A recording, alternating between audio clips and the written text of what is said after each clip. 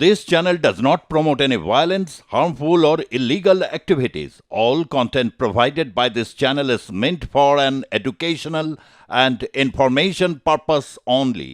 মহুয়া মৈত্রকে নিয়ে চিঠি দিলেন ৬ জন বিধায়ক দলের সুপ্রিমোকে এবং অসহযোগিতার অভিযোগ এনে এই চিঠি দেওয়া হয়েছে।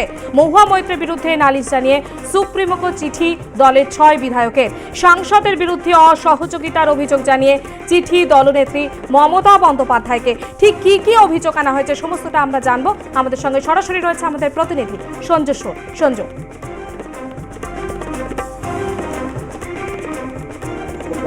সাংগঠনিক জেলার সভাপতি হচ্ছেন মহুয়া মৈত্র।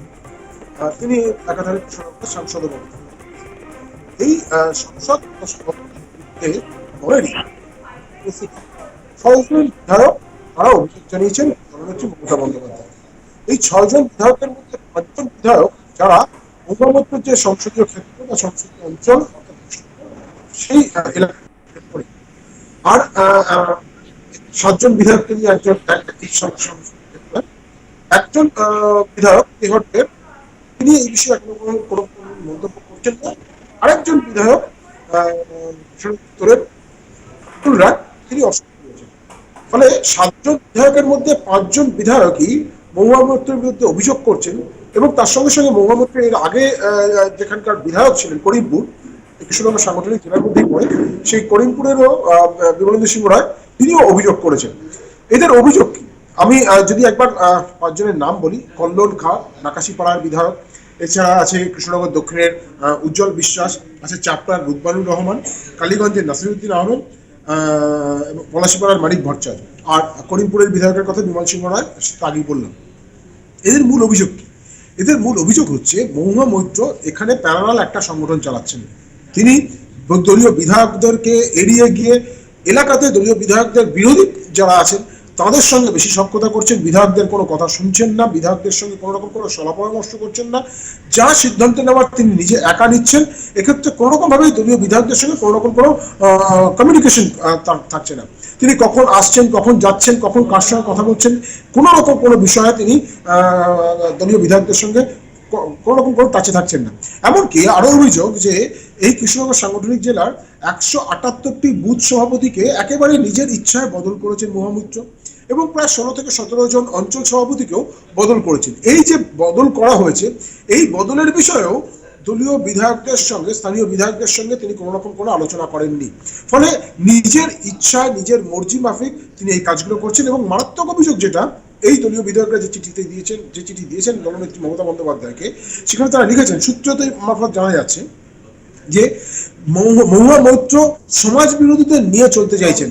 সমাজ বিরোধী এই শব্দবন্ধটা কোটানকোট এই চিঠিতে লেখা রয়েছে যে সমাজ বিরোধীদেরকে কাজে লাগিয়ে সমাজ বিরোধীদেরকে নিয়ে মহুয়া মৈত্র চলছেন।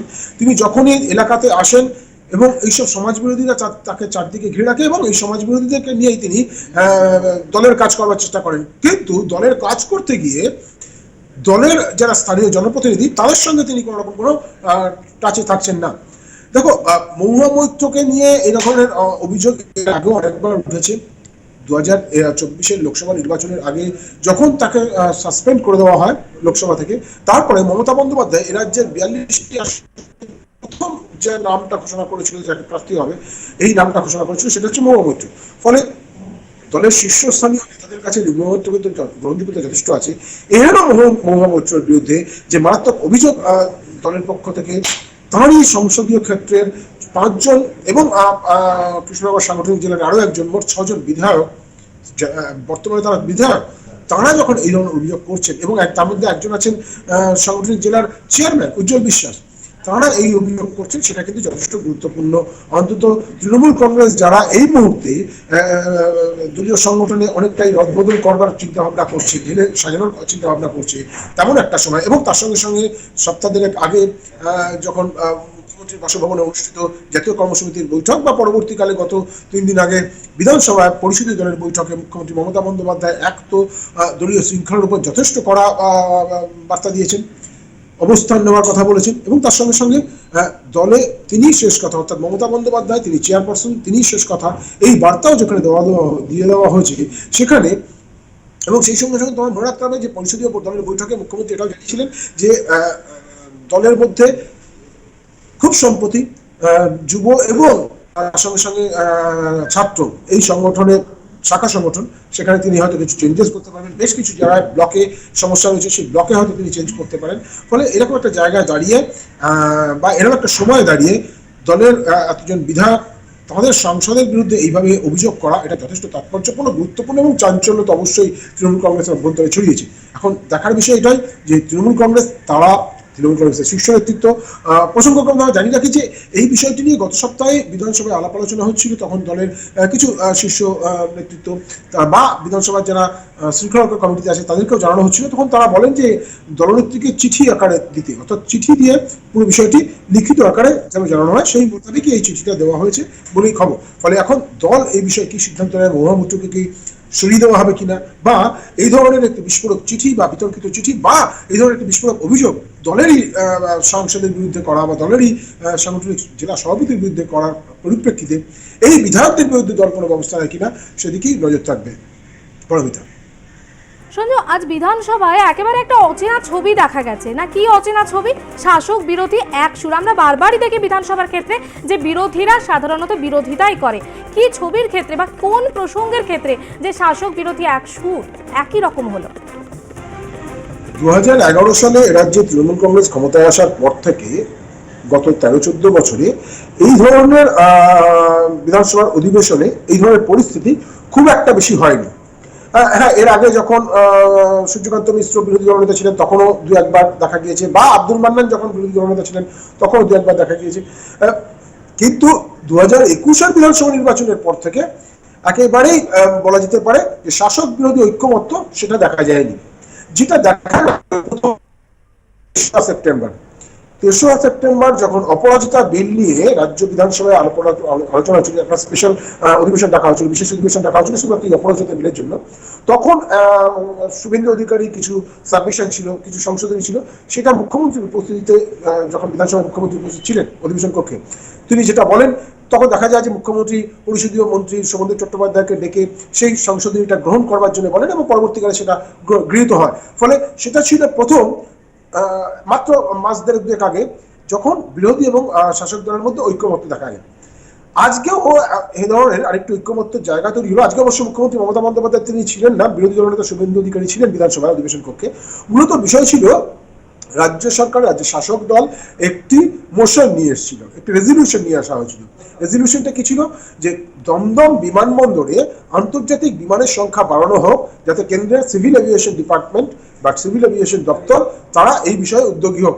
এটা রাজ্য বিধানসভায় মোশন বা রেজলিউশন নিয়ে এসে সেটা দিল্লিতে পাঠানো হবে এখানে পাশ করানোর পরে। তো সেই মোতাবেক এটা নিয়ে আলাপ আলোচনা হয়। সেখানে শুভেন্দু অধিকারী তিনি পরিষ্কার জানান যে এটা যেহেতু রাজ্যের একটি সার্বিক কল্যাণের বিষয়, এখানে এই মোশন বা এই রেজলিউশনের বিরোধিতা তারা করছেন না, তাকে সমর্থন করছেন এবং তিনি সমর্থন সূচক বেশ কিছু বাক্য ব্যবহার করেন এবং তার সঙ্গে সঙ্গে কিছু তার সাবমিশনও থাকে, অর্থাৎ তিনি কিছু সাজেশনও দেন। সমস্ত রেজলিউশন নিয়ে আলাপ আলোচনা হয়ে যাওয়ার পরে যখন জবাবি ভাষণ দিতে ওঠেন, বিলটি মুভ করেছিলেন, রেজলিউশনটি মুভ করেছিলেন মন্ত্রী চন্দ্রিমা ভট্টাচার্য, তিনি জবাবি ভাষণ দিতে ওঠেন এবং তিনিও তখন বলেন যে যেভাবে বিরোধী দলনেতা এবং বিরোধী দল এটাকে সমর্থন জানিয়েছে এটা নজিরবিহীন, এটা ভালো, রাজ্যের জন্য এটা ভালো। এই সময় শুভেন্দু অধিকারী রাজ্য সরকারের কাছে একটি আবেদন করেন যে রাজ্যে যে প্রস্তাবিত যে বিমানবন্দরগুলো আছে সেই বিমানবন্দরগুলোর আধুনিকীকরণ এবং দমদম বিমানবন্দরের এই বিষয়টি নিয়ে কেন্দ্রীয় সরকারের কাছে সিভিল এভিয়েশন ডিপার্টমেন্টে তাদের যা ইয়ারস্টিক্স আছে সেগুলো ক্রাইটেরিয়া আছে, সেই ক্রাইটেরিয়াগুলো মেনটেন করতে যদি আপনারা পারেন এবং তারপরেও যদি সিভিল এভিয়েশন ডিপার্টমেন্ট এগুলো না মানে তাহলে আপনি দায়িত্ব নিন। চন্দ্রিমা ভট্টাচার্যকে উদ্দেশ্য করে তিনি বলেন আপনি দায়িত্ব নিন, আপনি লিড করুন। আমরা শাসক বিরোধী যারা বিধানসভায় যেসব রাজনৈতিক দলগুলো আছে এক্ষেত্রে অবশ্যই তৃণমূল কংগ্রেস, বিজেপি এবং নওশাদ সিদ্দিকী আছেন একমাত্র বিধায়ক। ফলে বিধানসভায় যারা রাজনৈতিক দলগুলো আছে তাদের প্রতিনিধিদের নিয়ে একটা সর্বদলীয় দল পাঠানো হোক, দিল্লিতে পাঠানো হোক, যাতে আমরা থাকবো, অর্থাৎ বিরোধী দল তাতে অংশগ্রহণ করবে যদি কেন্দ্রের সিভিল এভিয়েশন ডিপার্টমেন্ট রাজ্যের এই বিষয়টিকে খারিজ করে দেয় বা না মানে।